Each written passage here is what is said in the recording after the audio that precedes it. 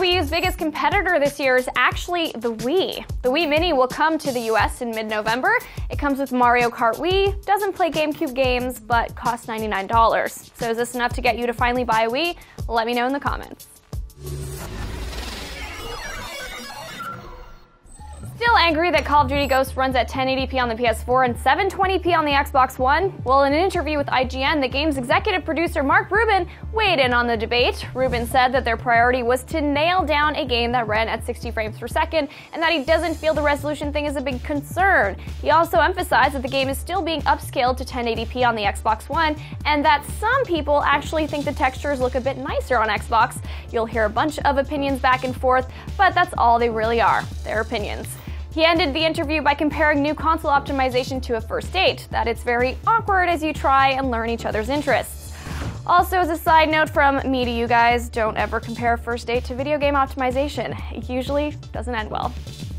We have a bunch of new details on Steam machines, Valve's attempt to bring Steam gaming to the living room. Valve confirmed that they're not making exclusive games for Steam machines, so if you were worried that you'd have to buy a new box for Half-Life 3, worry no more. Valve also confirmed that the Steam controllers will only be made by Valve, and that we'll be seeing some Steam machine designs and hardware partners at CES 2014, the big tech show that happens in January.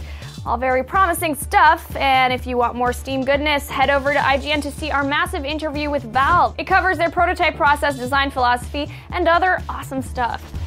Nintendo mastermind Shigeru Miyamoto might be done with Mario after Mario 3D World, at least for now. In an interview with French outlet Game Cult, Miyamoto said that creating a Mario of 3D World's caliber demands enormous energy, and there is little chance that I'd be able to take the time necessary to work on the next Mario. Instead, Shiggy said that he'd rather work on smaller scale projects. So do you think this is a good move for Shiggy, or would you rather have him work on the bigger Nintendo properties? You know where the comments are. And finally, Metal Gear Ground Zeroes has a release date, sort of. Konami announced that the game will come out in spring of 2014 on PS3, Xbox 360, PS4, and Xbox One. In the US, it will go for $20 on current gen and $30 for next gen. Now, if you're confused, which you probably are, this is the prologue to Metal Gear Solid 5: The Phantom Pain. It's cheaper because it's just one mission. Kojima said that he's releasing it first to get people used to an open-world Metal Gear Solid game, because if he doesn't, people's brains might implode. Okay, I made that last part up. And that's your fix for November 4th. I'm Naomi Kyle, and be sure to get your fix anytime online here at IGN.